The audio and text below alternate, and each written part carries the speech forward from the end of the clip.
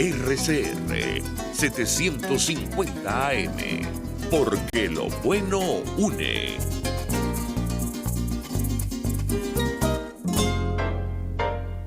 Los grandes temas se debaten en la mesa. Buen provecho.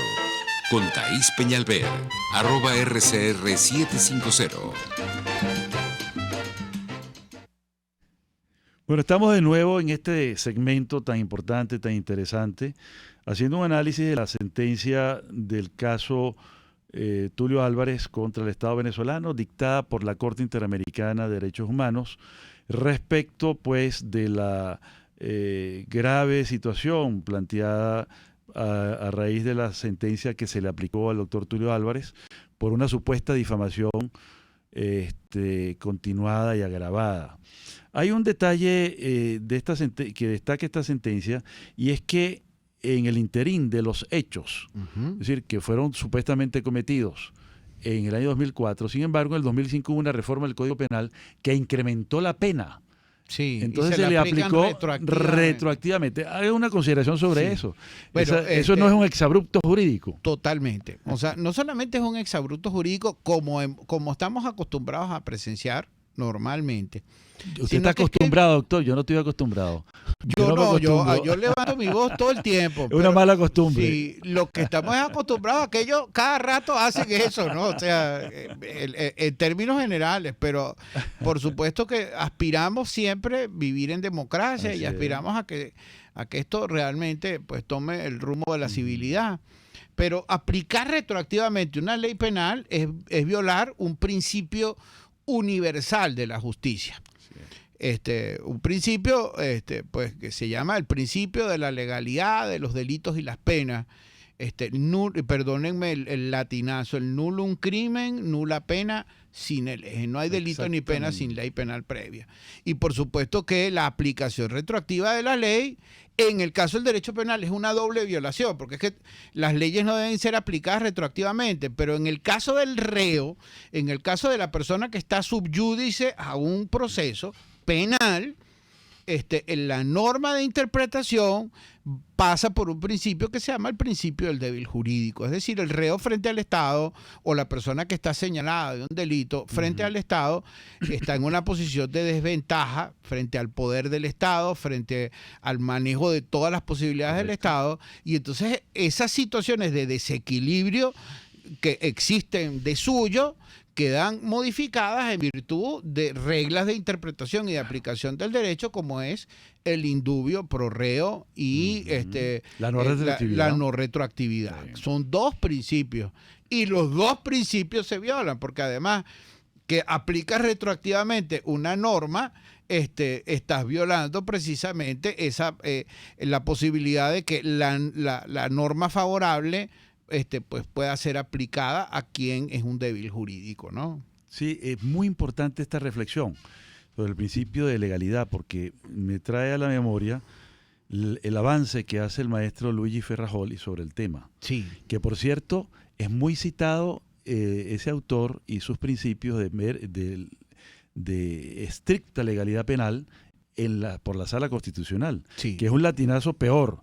Nullum crimen, nulla mensura, nulla poena, sine lege stricta, sí, pública, certa et previa. Es decir, que tiene que ser previa, que tiene que ser pública, que no puede haber analogía, que no puede, es decir, un blindaje total. Sí, el profe Ferrajoli de verdad que es de mi mayor admiración. Yo tengo la obra completa del profe. Él fundamenta, o sea, yo creo que uno de los elementos más importantes de la obra del profesor Ferrajoli está en el concepto del garantismo. El garantismo penal, correcto. Así es. Y realmente el garantismo que está centrado en el derecho penal queda irradiado hacia el derecho constitucional. Sí. Por supuesto, es un autor que se enmarca dentro de la corriente neoconstitucional, es decir, con un acento un poco hacia el tema del derecho natural. Sí. Pero que pues es importantísimo porque pues da un acento donde tiene que dar. Es decir, en un ordenamiento jurídico, en el manejo del derecho, en el manejo de todo aquello que tiene que ver con el poder, correcto, lo más importante es la persona. lo más importante es el ser humano. Y partiendo de ese centro, la protección de la persona, la protección del ser humano, es que las normas tienen que ir siendo engranadas, armadas, interpretadas y aplicadas de manera tal que la protección sobre la persona humana tenga todas las garantías. De allí el nombre de garantismo penal, ¿no? Que es un neologismo, ¿no? Así es. Es un neologismo, una palabra nueva que lo que quiere decir es que se dan plenas garantías. Así es. Y la Constitución justamente recoge esa información del derecho penal y lo constitucionaliza, que es el proceso de vínculos entre el derecho natural, que es vago, etéreo, pero que luego se positiva en las leyes penales y en la Constitución, que es la ley de leyes. Es muy lamentable, ¿no?, que en Venezuela nosotros estemos viviendo un proceso que es a la inversa. Nosotros estamos viviendo un proceso donde la Constitución va perdiendo espacio, mientras en otros países el derecho constitucional su espacio se va haciendo más grueso, más grande. En Venezuela, nuestro derecho constitucional se va haciendo más delgado, más pequeño. Nosotros no estamos viviendo un proceso de constitucionalización del derecho, sino de deconstitucionalización. ¿Cómo es eso?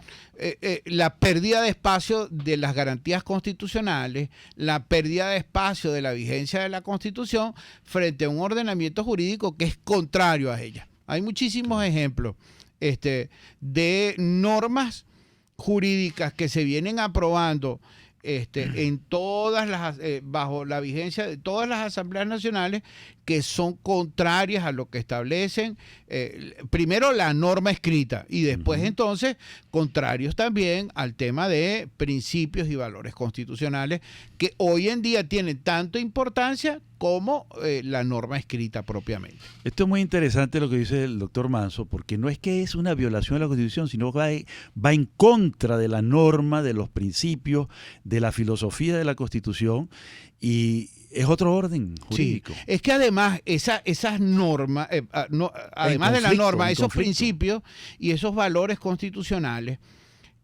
forman parte de lo que el maestro Ferrajoli denomina el núcleo duro o la esfera de lo indecidible. Es decir, sobre esos temas no se puede decidir. Yo les voy a poner algún ejemplo.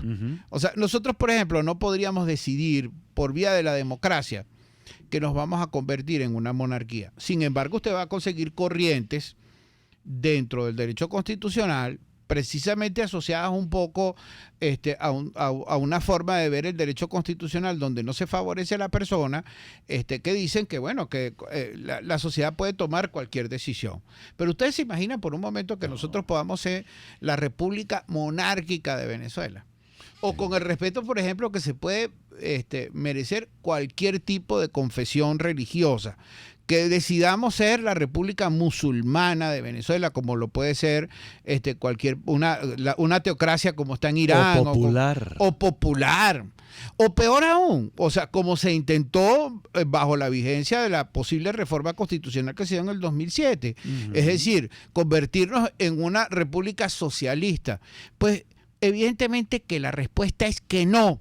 Y yo, con todo el respeto que se merecía el magistrado Jesús Eduardo Cabrera Romero, en una sentencia que negó, por cierto, inadmitió un amparo en el año 2007 contra la reforma, él decía que esto no era materia para una reforma, sino era materia para una asamblea constituyente, pero que en todo caso, si se decidía por mayoría, podíamos haber sido socialistas.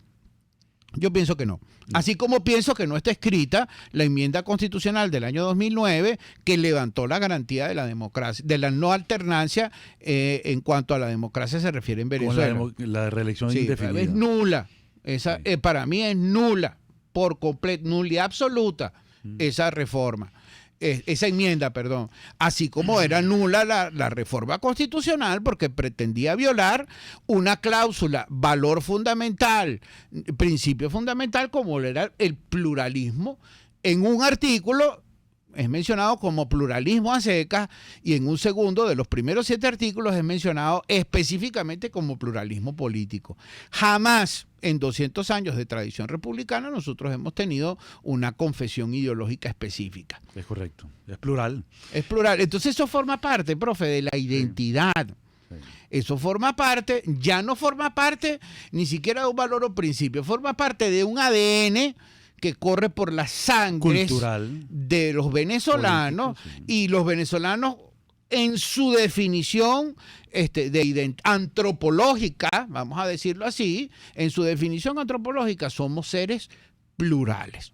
Y por eso la Constitución lo recoge de esa manera. Y eso viene de nuestro mestizaje. Así es. Hay una cosa muy importante sobre ese núcleo duro que mencionas de Ferrajoli, y es que incluso en el Código Penal, a pesar de su vetustez en muchas de sus normas, se establece como delito la alteración del régimen republicano, la forma republicana de gobierno, un delito gravísimo, que implica no solamente la división de poderes, sino la alternancia en el poder. Así es. Es decir, la democracia como tal. Sí. Entonces, esos son valores irrenunciables, innegociables, y que, de acuerdo con la Carta Democrática Interamericana, se convierte en un derecho humano, la Sí. democracia y la forma republicana de gobierno. Es así.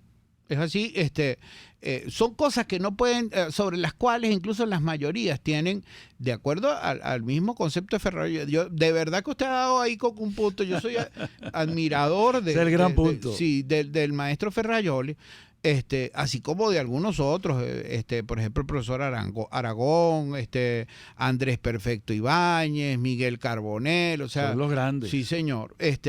Pero en eso el profe Ferrajoli de verdad es clase aparte. O sea, realmente allí, cuando hablamos de que hay incluso prohibición para que las mayorías Claro. puedan decidir sobre ciertos elementos. Es decir, eso se llama el núcleo, o sea, la esfera, lo llama Ferrajoli, la esfera de lo indecidible. ¿Qué quiere decir eso? Es decir, que nadie puede decidir sobre esos temas. Hay un punto muy importante que tiene la Constitución cuando habla de los referendos, y es que no se puede someter a referendo cualquier derecho humano. Por Así ejemplo, es. si quisieran establecer la pena de muerte o la cadena perpetua, de acuerdo con esa norma pétrea Así es. de Es una la norma Constitución, pétrea. no se puede, es inamovible e irrenunciable. A pesar de que haya mayoría, eso nos salva del fascismo y del comunismo. Sí. Es más, De las esa formas es la parte totalitarias de sí, gobierno. esa es la parte de la Constitución que Más yo le voy a perfecta. más perfecta que tiene. Sí. Y yo le confieso, cuando aquí se sometió a consideración la Constitución del 99, yo voté en contra. Yo también. Pero tuve que reconocer, y no quería leerla. Además, yo estaba tan bravo que pasé 6 meses sin leer la Constitución, hasta que pues la fuerza de la necesidad pues me llevó a esto.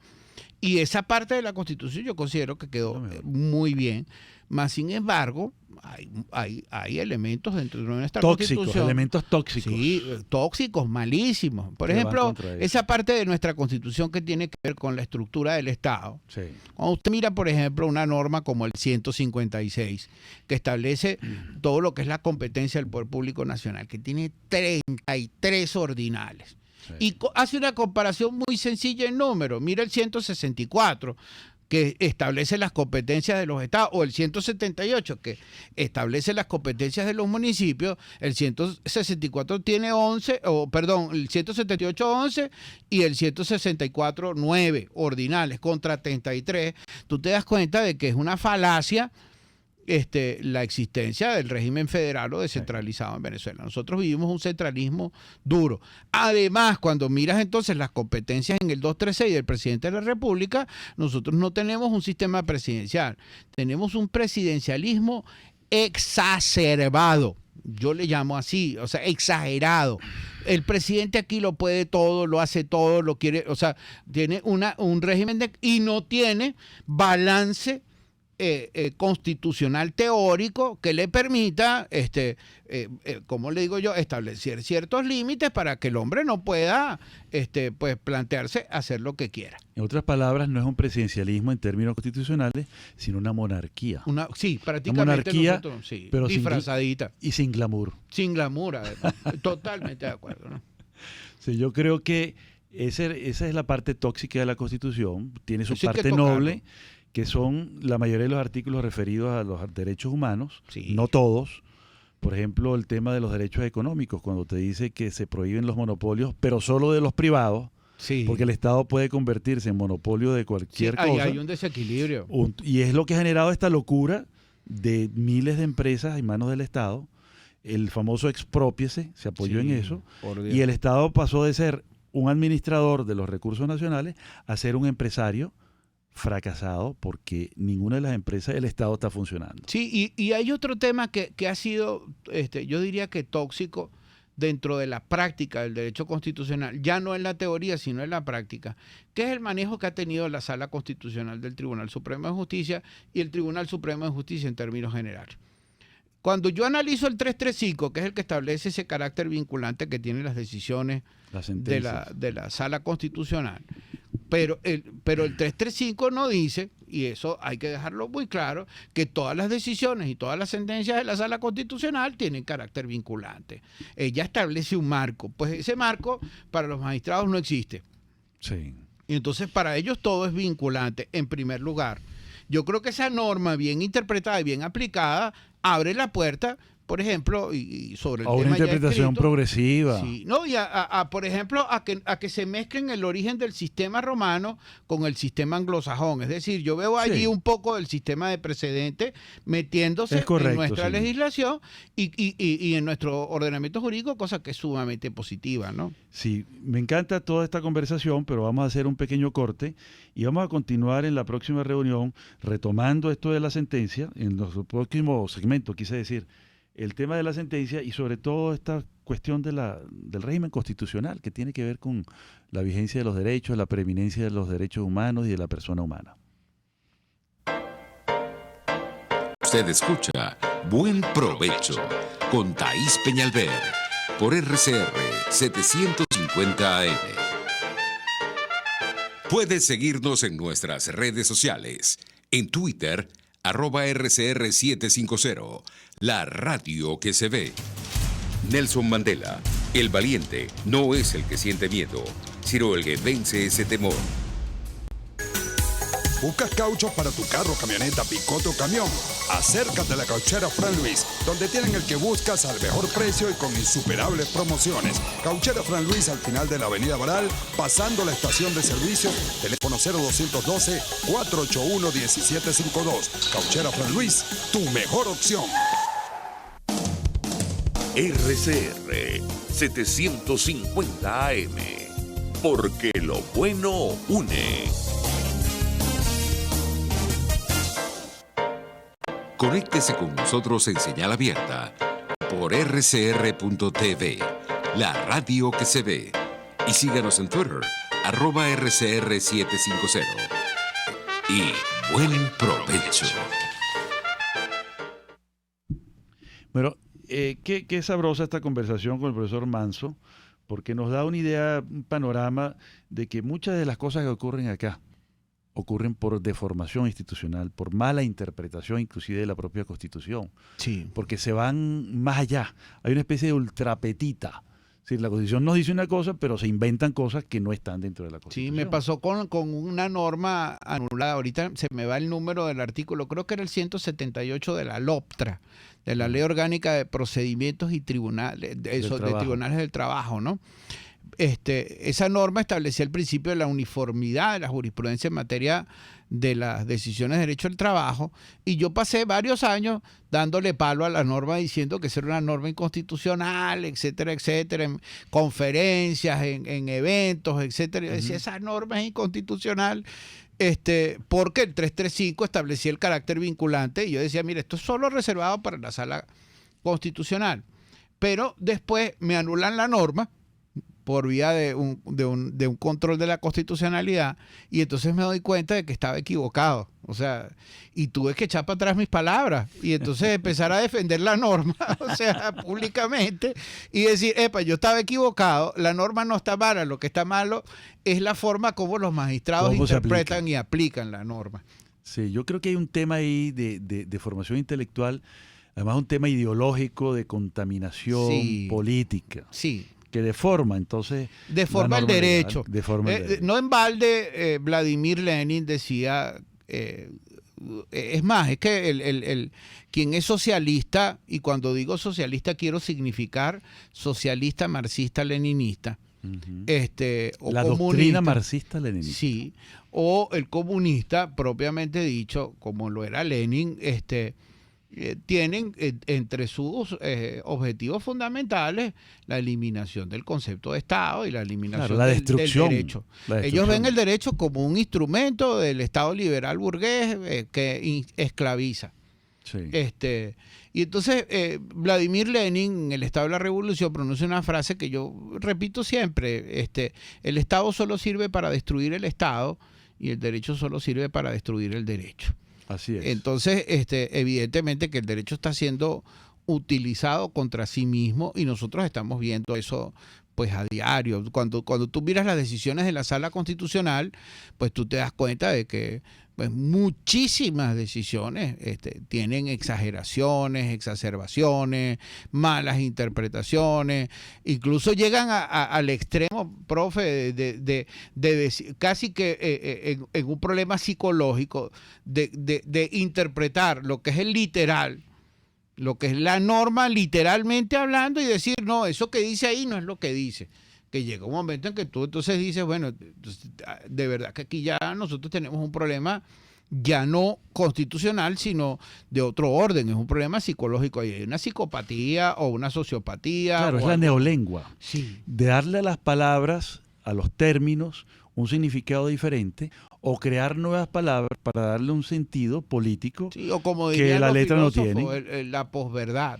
La posverdad. Entonces es el manejo de la posverdad cuando, pues, si nosotros miramos bien, en todo caso esa posverdad es una, vamos a decirlo así, en estos términos, una hija ilegítima, pues, de lo que en todo caso es la escuela relativista de la filosofía, ¿no? O sea, Claro. El relativismo implica, por supuesto, pensar que, bueno, todo es relativo, que bueno, lo que es bueno para ti puede ser malo para mí, y pues realmente hay posiciones en las cuales la coherencia y la congruencia, las personas de una sola pieza, pues tienen una visión que es diferente, ¿no? Claro, y dentro de toda esta cuestión filosófica está el uso político de la terminología para que las cosas se pongan patas arriba. Sí, se La maneja. guerra es la paz, el amor es el odio. Sí, Orwell, ¿no? sí, señor. Entonces estamos ahí Las distopías. tergiversando una distopía total, ¿no? Sí, o Kafka también, o sea, cuando uno Sí. mira el proceso de Kafka. Bueno, yo tremendo. leyendo esta sentencia de Tulio Álvarez y todos los años que tuvo que pasar en la instancia interna y todo el tiempo que tuvo que estar aclarando, pidiendo permiso para viajar, todas estas cosas, todas las negativas, y digo, este es un proceso kafkaiano total. Totalmente. O sea, Totalmente. usted ve ahí la Joseph obra, Kafka. la famosa obra, el proceso de Kafka, lo ve retratado de Exactamente. arriba abajo.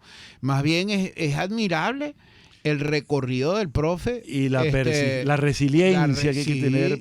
Y la constancia que tuvo, mira, agotó su proceso interno, sufrió todas las vejaciones, porque en el fondo estamos hablando de vejaciones. A una personalidad como él, que es Así un es. tratadista reconocido. Profe tiene libros escritos, claro, artículos escritos. maestro, sí. Sí, señor. Así Maestro. es. Pero bueno, es parte de esa cuestión. Ahí sí hay una afectación a la reputación de una persona, pero él está incólume. Sí, no, y pues la sentencia lo reivindica. Lo reivindica. Eso es un tema que es importante. A mí no se me olvida, cuando uno comienza este camino del estudio de los derechos humanos, yo le he dedicado tiempo, aunque no soy defensor de derechos humanos activo, pues como uno puede haber... Pero si gente, eres constitucionalista, lo eres. Así es. También de derechos humanos. Hay un caso muy famoso que pues yo, cuando me lo presentan la primera vez, y me lo presentó usted, estudiando mi especialización de Derecho Constitucional hace unos años, el caso de las hermanas Serrano Cruz. Claro. Esto es un caso, es como decir, como pues un clásico, como quien ve Hamlet, Otelo, etcétera, o en la salsa Pedro Navaja o cosa de esa. Esto, pues el caso de las hermanas Serrano Cruz en El Salvador fue un clásico, unas niñas que desaparecen. O sea, forman parte de lo que denominaba Rubén Blades en su famosa canción Los Desaparecidos. Las desaparecen en una operación que se denominó La Guinda de Mayo, y pues las niñas las desaparecieron, murieron. no volvieron a vivir. Y el caso duró 20 años. La sentencia tiene algo así como 280 páginas. Yo recuerdo que yo empecé a las 7 de la noche y eran las 8 de la mañana y yo no le había despegado los ojos hasta que la leí completa. Libro, pues. Es un libro. Además, una novela interesantísima. Y pues con ella se hizo justicia. El punto está en que pues esa lucha, por ejemplo, que inicia un maestro como el profesor Ferrayoli, una lucha como la del profesor Tulio Álvarez, que son luchas que uno debe reivindicar y precisamente claro, por eso nosotros valorar y conversamos de eso. premiarla, sí. Sí, buscan de alguna manera establecer ese equilibrio que debe haber entre el concepto, la definición, lo que significa, más que el concepto de definición, el significado del ser humano, de la persona humana, de su dignidad, por una parte, y en contraposición lo que puede ser el poder del Estado. Y a veces incluso en clases... El poder despótico. Despótico. En un mal sentido. Sí, a veces sí, porque por ejemplo tú ves una situación como la que nosotros vivimos en Venezuela, en la cual el Estado no tiene límites para hacer lo que le da su gana, porque hay que decirlo con esa claridad. Un estado de prerrogativas. Sí, entonces, pues realmente se utiliza el concepto de Estado y ha degenerado el concepto del Estado en estos elementos que nosotros podemos observar de no democracia. Creo que la conversación con el doctor Manso nos da para muchos otros programas donde vamos a discutir eso que hemos llamado el Estado dual, Sí. que es un Estado inconstitucional, anticonstitucional, contra la Constitución y basado en decretos. Yo lo llamo el régimen decretal. Sí, a mí no se me olvida, Ajá. yo tengo casi que como un libro de cabecera, Ajá. La teoría de la Constitución del maestro Karl Lowenstein, Claro. en el año 74. El primer capítulo de ese libro, él se lo dedica al estudio del poder. Y él llega a decir, por ejemplo, que el poder tiene naturaleza demoníaca, en esos términos, y que el poder debía estar siempre limitado. Esto me ha llevado a veces a afirmar en clases, quizás exagerado, que nosotros pasamos del concepto de soberanía del rey a la soberanía del pueblo, con el contrato social y Rousseau, Locke, Hobbes, etcétera, a la soberanía del Estado, en el sentido de que pues el Estado tiene a veces tanto poder y tan pocas limitaciones que entonces, por ejemplo, no existe en el derecho internacional, cosa que yo creo que hacia allá es a donde deberíamos avanzar, la posibilidad de la aplicación coercitiva, coactiva de decisiones, como por ejemplo la del caso del profesor Tulio. Sí. Es decir, el profesor saca su sentencia, tiene su sentencia de la Corte Interamericana donde dice le violaron todos sus derechos humanos, pero todos sabemos que esa sentencia no se va a cumplir aquí y ahora. La va a cumplir un gobierno diferente. Democrático. Un gobierno que no sea el detentador del poder que tenemos hoy en día, para usar el término de Lowenstein también. Con ello incluso, o sea, hay un tema que yo cargo en estos días, yo creo que yo voy a tener que terminar por escribir sobre ese punto, que es el tema de la significación de estos términos, ¿no? Yo leía una opinión por ahí del profesor Mirés en estos días, donde decía, mira, tenemos que... Sí, vamos al próximo corte. segmento. Sí, señor. Vamos a tomar el último segmento para hablar entonces de lo de la universidad. Sí, claro que sí. ¿Te parece? Sí, señor. Muchas gracias. Análisis, opinión, entretenimiento